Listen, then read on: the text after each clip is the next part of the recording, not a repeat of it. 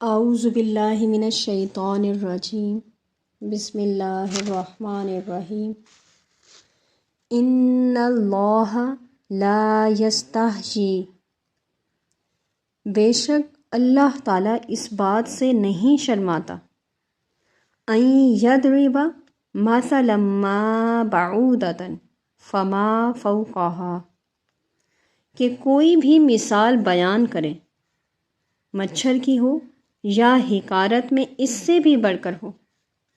فَأَمَّا الَّذِينَ آمَنُوا، تو جو لوگ ایمان لائے، فَيَعْلَمُونَ أَنَّهُ الْحَقُّ مِن رَبِّهِمْ، وہ خوب جانتے ہیں کہ یہ مثال ان کے رب کی طرف سے حق کی نشاندہی ہے۔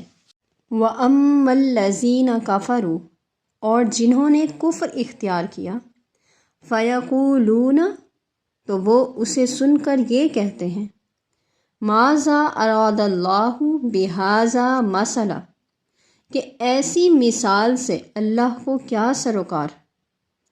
یضل بہ کثیرا ویہدی بہ کثیرا، تو اللہ تعالیٰ ایک ہی بات کے ذریعے بہت سے لوگوں کو گمراہ ٹھہراتا ہے اور بہت سے لوگوں کو ہدایت دیتا ہے۔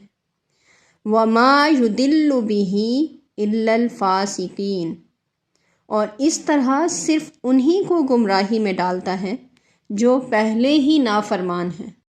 اب اس آیت مبارکہ میں بیان ہوا کہ وہ نہیں شرماتا، اس کا معنی یہ ہے کہ اللہ نہ تو ڈرتا ہے، اور کہا جاتا ہے کہ نہ ہی وہ اپنے امر کو ترک کرتا ہے اور نہ وہ منع ہوتا ہے۔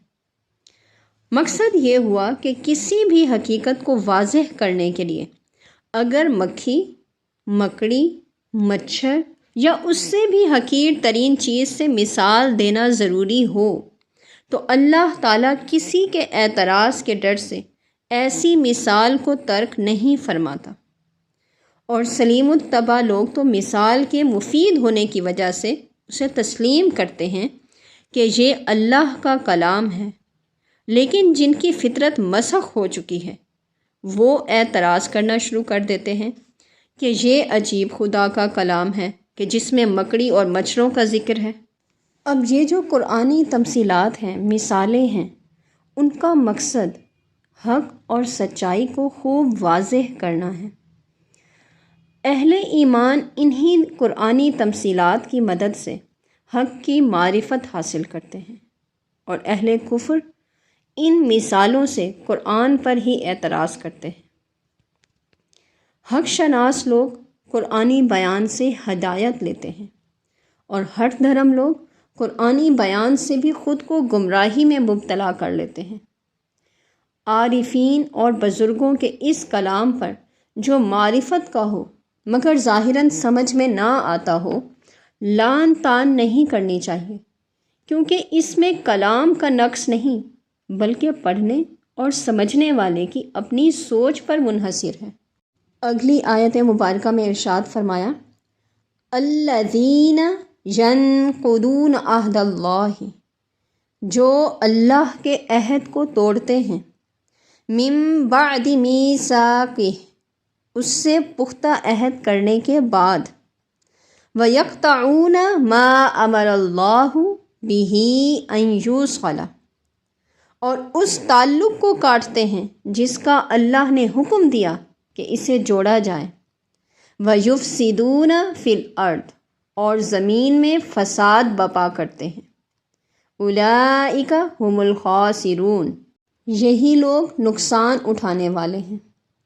اب اس آیت مبارکہ میں جو عہد ہے اس سے مراد یہاں عام عہد لیا جائے گا، جس میں اللہ اور بندوں کے درمیان جو عہد ہوا وہ بھی ثابت ہو جائے گا، اور جو انبیاء و مرسلین علیہم السلام سے عہد لیا گیا تھا حضور صلی اللہ علیہ وآلہ وسلم کی نصرت اور توثیق کا، وہ بھی اس میں شامل ہو جائے گا۔ یا پھر آپس میں جو بندوں کے درمیان عام عہد ہوتے ہیں جیسے صلہ رحمی وغیرہ کے، یا پھر از خود کیے گئے ذاتی طور پر عہد ہوتے ہیں جیسے خرید و فروخت وغیرہ کے معاملات میں ہوتا ہے، وہ سب عہد اس میں شامل ہیں۔ اب آگے اللہ رب العزت نے ان نافرمانوں اور فاسقین کی صفات اور علامات بیان فرمائی ہیں کہ ان کی کچھ علامتیں ہوتی ہیں، کچھ نشانیاں ہیں۔ سب سے پہلی نشانی ان کی یہ ہے کہ وہ اللہ تعالیٰ کے عہد کو توڑتے ہیں۔ دوسری یہ کہ وہ قطع رحمی کرتے ہیں، جبکہ اللہ تعالیٰ نے صلہ رحمی کا حکم فرمایا ہے۔ تیسرا یہ ہے کہ وہ زمین میں فساد پھیلاتے ہیں، شر پھیلاتے ہیں۔ اور چوتھا یہ کہ وہ دنیا و آخرت میں خسارہ اٹھاتے ہیں۔ پھر آگے اللہ رب العزت نے ارشاد فرمایا، کیف تکفرون باللہ، تم کس طرح اللہ کا انکار کرتے ہو، وکنتم امواتا فاحیاکم، حالانکہ تم بے جان تھے اس نے تمہیں زندگی بخشی، ثم یمیتکم ثم یحییکم، پھر تمہیں موت سے ہمکنار کرے گا اور پھر تمہیں زندہ کرے گا، ثم الیہ ترجعون، اور پھر تم اسی کی طرف لوٹائے جاؤ گے۔ اب اس آیت مبارکہ میں سب سے پہلے تو حیرت اور تعجب سے ان کفار سے پوچھا جا رہا ہے کہ اتنی آفاقی، ظاہری اور باطنی دلیلوں کے باوجود وہ کفر کی جرت کیسے کر رہے ہیں۔ اب یہاں پر دو چیزیں قابل غور ہیں۔ پہلی یہ کہ یہاں اللہ تعالیٰ کے انعامات کا بیان مقصود ہے، تو پھر موت کا ذکر کیوں کیا؟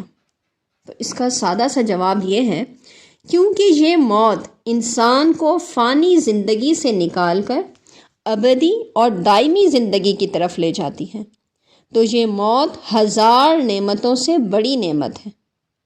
اور دوسری قابل غور چیز یہ ہے کہ یہاں دو موتوں اور دو زندگیوں کا ذکر ہے۔ اگر قبر کی زندگی مانی جائے تو 3 زندگیاں اور 3 موتیں لازم آئیں گی، اور یہ پھر اس آیت مبارکہ کے خلاف ہے۔ تو اس کا جواب یہ ہے کہ ثم یحییکم سے قبر کی زندگی مراد ہے، کیونکہ اس کے بعد اللہ تعالیٰ نے ارشاد فرمایا کہ ثم الیہ ترجعون، پھر تم اللہ تعالیٰ کی طرف لوٹائے جاؤ گے۔ تو یہاں پر جو ثم کا لفظ استعمال ہوا ہے یہ تاخیر کے لیے آیا ہے، یعنی اللہ تعالیٰ کی طرف لوٹنا اس زندہ ہونے کے بعد ہوگا، لیکن اس کے بعد فوراً نہیں بلکہ دیر کے بعد، اور یہ تب ہی ہو سکتا ہے جب کہ قبر کی زندگی کو تسلیم کیا جائے۔ اگر یہ کہا جائے کہ ثم یحییکم سے مراد حشر کی زندگی ہے، تو پھر ثم کے استعمال کا محل وقوع معلوم نہیں ہوتا، کیونکہ جب قبروں سے اہل قبور اٹھائے جائیں گے تو فوراً بارگاہ الہی میں پہنچیں گے، کسی کو بھی ٹال مٹول یا تاخیر کی اجازت نہیں ہوگی۔ اور یہ سب بحث اس وقت ہے جب کہ یہاں زندگی اور موت کے عدد کا حصر مقصود ہو۔ حالانکہ علامہ قرطبی رحمۃ اللہ علیہ اور دیگر محققین نے اس کی وضاحت اس طرح کی ہے کہ یہاں حصر مقصود نہیں، کیونکہ احادیث صحیحہ میں 4-5 دفعہ تک موت و حیات کا تکرار ثابت ہے۔ بہرحال اس آیت مبارکہ سے کسی طرح بھی حیات قبر کا انکار ثابت نہیں ہوتا، اور تمام اہل سنت کا یہی مذہب ہے کہ قبر کی زندگی حق ہے، اور متعدد احادیث مبارکہ جو حد تواتر کو پہنچی ہوئی ہیں حیات قبر کو ثابت کرتی ہیں۔ اب اگر اس آیت مبارکہ کا خلاصہ بیان کریں تو اس آیت مبارکہ میں انسانی زندگی کے 5 مراحل اور 4 زندگیوں کا تذکرہ ہے۔ پہلی زندگی وہ ہے عالم ارواح، جب انسان کو وجود عنصری نصیب نہیں ہوا تھا، اور یہ دور باپ کی سلب اور ماں کے رحم میں جسمانی تشکیل تک قائم رہتا ہے۔ یہ انسانی زندگی کا پہلا مرحلہ ہے۔ دوسرا ہے عالم شہادت، جب انسان کو حیات عنصری سے آشنا کر دیا گیا، اور یہ دور ہر انسان کی دنیاوی زندگی کے اختتام تک قائم رہتا ہے، اور یہ انسانی زندگی کا دوسرا مرحلہ ہے۔ تیسرا ہے عالم برزخ، جو موت سے شروع ہو کر انعقاد قیامت تک رہے گا۔ اب یہاں انسانی زندگی کا تیسرا مرحلہ حالت موت کا ہے، جو اس کا رشتہ عالم شہادت کی زندگی سے توڑ کر عالم برزخ کی زندگی سے جوڑتا ہے۔ اگلا ہے عالم آخرت۔ اس مرحلے کا آغاز روز قیامت سے ہوگا۔ جنت اور جہنم کی ابدی زندگی اس عالم کے عنوانات ہیں۔ انسان کا سفر حیات اس آخری اور 5ویں مرحلے پر اختتام پذیر ہو جائے گا۔ هو الذی خلق لکم ما فی الارض جمیعا، وہی ہے جس نے سب کچھ جو زمین میں ہے تمہارے لیے پیدا کیا ہے۔ ثم استوی الی السماء فسواہن 7 سماوات، پھر وہ بالائی حصوں کی طرف متوجہ ہوا تو اس نے انہیں درست کر کے ان کے 7 آسمانی طبقات بنا دیے۔ وَهُوَ بِكُلِّ شَيْءٍ عَلِيمٌ، اور وہ ہر چیز کا جاننے والا ہے۔ قرآن پاک میں ہے کہ اللہ تعالیٰ نے آسمانوں اور زمین کو 6 دن میں پیدا کیا، جیسے قرآن کہتا ہے کہ خلق السماوات والارض فی 6 ایام۔ اس بارے میں حضرت ابن عباس رضی اللہ تعالی عنہ فرماتے ہیں کہ پہلے زمین کی پیدائش ہوئی، پھر آسمانوں کی پیدائش کے بعد زمین کو درست کیا۔ اور حضرت ابن مسعود رضی اللہ تعالی عنہ اور ابن عباس رضی اللہ تعالی عنہ اور دیگر صحابہ کرام سے بھی روایت ہے کہ اللہ تعالیٰ کا عرش پانی پر تھا اور کسی چیز کو پیدا نہیں کیا تھا۔ جب اور مخلوق کو پیدا کرنا چاہا تو پانی سے دھواں بلند کیا، وہ اونچا چڑھا اور اس سے آسمان بنائے۔ پھر پانی خشک ہو گیا اور اس کی زمین بنائی، پھر اسی کو الگ الگ کر کے 7 زمینیں بنائیں۔ اتوار اور پیر کے 2 دنوں میں یہ 7 زمینیں بن گئیں۔ پہاڑ، زمین کی پیداوار اور درخت وغیرہ، زمین کی کل چیزیں منگل اور بدھ کے 2 دنوں میں پیدا کی۔ پھر آسمان کی طرف توجہ فرمائی، جو دھواں تھا اسی سے آسمان بنایا، پھر اس میں سے 7 آسمان بنائے۔ جمعرات اور جمعے کے 2 دنوں میں، جمعے کے دن کو اسی لیے جمعہ کہا جاتا ہے کہ اس میں زمین و آسمان کی پیدائش جمع ہو گئی۔ ہر آسمان میں اس نے فرشتوں کو پیدا کیا اور ان چیزوں کو بھی جن کا علم اس کے سوا کسی کو نہیں ہے۔ آسمان دنیا کو ستاروں سے زینت بخشی اور ان کو شیطان سے حفاظت کا ذمہ دار بنایا۔ ان تمام چیزوں کو پروردگار عالم نے پیدا کر کے عرش عظیم پر قرار پکڑا۔ حضرت عبداللہ بن سلام رضی اللہ تعالی عنہ فرماتے ہیں کہ جمعے کے آخری وقت بین العصر والمغرب، یعنی عصر اور مغرب کے درمیان، سیدنا آدم علیہ السلام کی پیدائش ہوئی۔ اس آیت مبارکہ میں اللہ تعالیٰ کی صفات کا بیان ہے۔ سب سے پہلی یہ کہ خلق ما فی الارض، دوسری یہ ہے کہ 7 سماوی طبقات کی تخلیق فرمائی، اور تیسرا کہ اللہ تعالیٰ کا احاطہ علمی۔ اگلی آیت مبارکہ میں ہے کہ وَإِذْ قَالَ رَبُّكَ لِلْمَلَائِكَةِ، اور وہ وقت یاد کریں جب آپ کے رب نے فرشتوں سے ارشاد فرمایا، انی جاعل فی الارض خلیفہ، کہ میں زمین میں اپنا نائب بنانے والا ہوں۔ قالوا، تو انہوں نے عرض کیا، اتجعل فیہا من یفسد فیہا، کیا تو زمین میں کسی ایسے شخص کو بنائے گا جو اس میں فساد انگیزی کرے گا، ویسفک الدماء، اور خون ریزی کرے گا، ونحن نسبح بحمدک، حالانکہ ہم تیری حمد کے ساتھ تسبیح کرتے رہتے ہیں، ونقدس لک، اور ہمہ وقت پاکیزگی بیان کرتے ہیں۔ قال انی اعلم ما لا تعلمون، اللہ تعالیٰ نے فرمایا میں وہ کچھ جانتا ہوں جو تم نہیں جانتے۔ اب اس آیت مبارکہ میں جو رب ہے وہ مضاف ہے اور کا ضمیر کی طرف، یعنی کہ ربو کا، جس کا مرجع ذات پاک مصطفیٰ صلی اللہ علیہ وآلہ وسلم ہے، اور اس اضافت میں جو لطف ہے اس کا صحیح ادراک صرف اہل محبت و عرفان کا ہی خاصہ ہے۔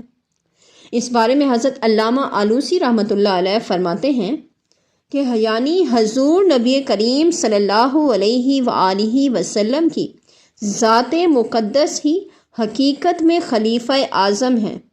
اگر یہ ذات گرامی نہ ہوتی تو آدم ہی پیدا نہ ہوتے بلکہ کچھ بھی نہ ہوتا۔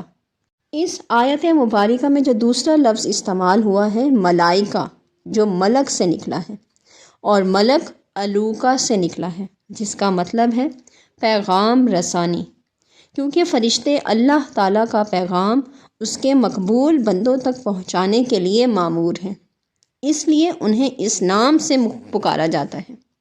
اب ملائکہ کی حقیقت کیا ہے؟ اس کے متعلق اتنے مختلف اقوال ہیں کہ ان کا احاطہ کرنا آسان نہیں ہے۔ علماء اسلام کے نزدیک ان کی حقیقت یہ ہے کہ وہ لطیف اور نورانی جسم ہیں جو مختلف شکلیں بدل سکتے ہیں، اور ان کو ان کی اصل شکل میں صرف اولیاء کاملین ہی دیکھ سکتے ہیں، اور ہونا بھی یوں ہی چاہیے، کیونکہ مختلف اشیاء کا شعور اور ادراک ایک ہی قوت سے ممکن نہیں ہوتا، بلکہ مختلف قوتیں مختلف چیزوں کا شعور اور ادراک کرتی ہیں۔ مثلا رنگت کا ادراک آنکھ سے اور حرارت کا چھونے سے ہوتا ہے۔ نابینا شخص اگر سرخ اور سفید کو نہ سمجھ سکے تو وہ معذور ضرور ہے، لیکن اسے یہ حق نہیں پہنچتا کہ وہ سرخ اور سفید کا انکار ہی کر دے۔ اسی طرح ملائکہ، جن کا تعلق عالم روح سے ہے، اگر ظاہری حواس انہیں نہ پا سکیں تو وہ معذور ہیں، اور وہ آنکھ جو عالم روح کے اسرار و لطائف کو دیکھ سکتی ہے وہ تو اس وقت روشن ہوتی ہے جب ریاضت اور مجاہدات سے تزکیہ نفس ہو اور دل کا آئینہ چمکنے لگے۔ اور جو لوگ ساری عمر خواہشات کے ہی در پہ رہتے ہیں، جنہوں نے تزکیہ نفس کی اہمیت کا ادراک ہی حاصل نہیں کیا اور اسے محسوس تک نہیں کیا، تو وہ اگر اس نورانی اور لطیف مخلوق کو نہ دیکھ سکیں تو معذور ہیں، لیکن کسی طرح بھی انہیں یہ زیب نہیں دیتا کہ وہ ان نفوس قدسیہ کے مشاہدات کا انکار کریں، جن کی چشمے دل بیدار بھی ہیں اور بینا بھی۔ اب اس آیت مبارکہ میں فرشتوں سے نہ تو مشورہ لیا جا رہا ہے اور نہ ہی اجازت طلب کی جا رہی ہے، بلکہ اللہ رب العزت اپنے عالیہ ارادے سے انہیں آگاہ فرما رہا ہے۔ یہاں دو چیزیں غور طلب ہیں، پہلی یہ کہ خلیفہ کسے کہتے ہیں، اور دوسرا یہ کہ انسان کو منصب خلافت کیوں تفویض کیا گیا۔ تو خلیفہ وہ ہے جو کسی کے ملک میں اس کے نائب کی حیثیت سے اس کے احکام کے مطابق عمل کرائے، اور اس منصب کے لیے انسان کے انتخاب کی یہ وجہ معلوم ہوتی ہے کہ انسان کے علاوہ جتنی مخلوق ہے اس کی استعداد، علم اور اس کا دائرہ عمل محدود ہے، اور جس کی محدودیت کا یہ عالم ہو وہ اس ذات پاک کا خلیفہ نہیں بن سکتا، جس کا علم، ارادہ، احکام اور تصرف غیر محدود ہے۔ لیکن انسان جو ابتدا میں ضعیف بھی ہے اور جہول بھی، اس میں وہ تمام تر استعداد رکھ دی گئی ہیں اور عقل و فہم کی وہ قوت ودیت فرما دی گئی ہیں جن کے تصرفات کی حد نہیں۔ اس لیے تمام جملہ مخلوقات سے صرف یہی ایک مخلوق ہے جو منصب خلافت کی اہلیت رکھتی ہے۔ فسبحان اللہ احسن الخالقین۔ انسان کو جو صرف خاک کا پتلا سمجھتے ہیں، کاش اس کی حقیقت پر غور کریں، تاکہ ان میں اپنے بلند مقام پر پہنچنے کی تڑپ پیدا ہو۔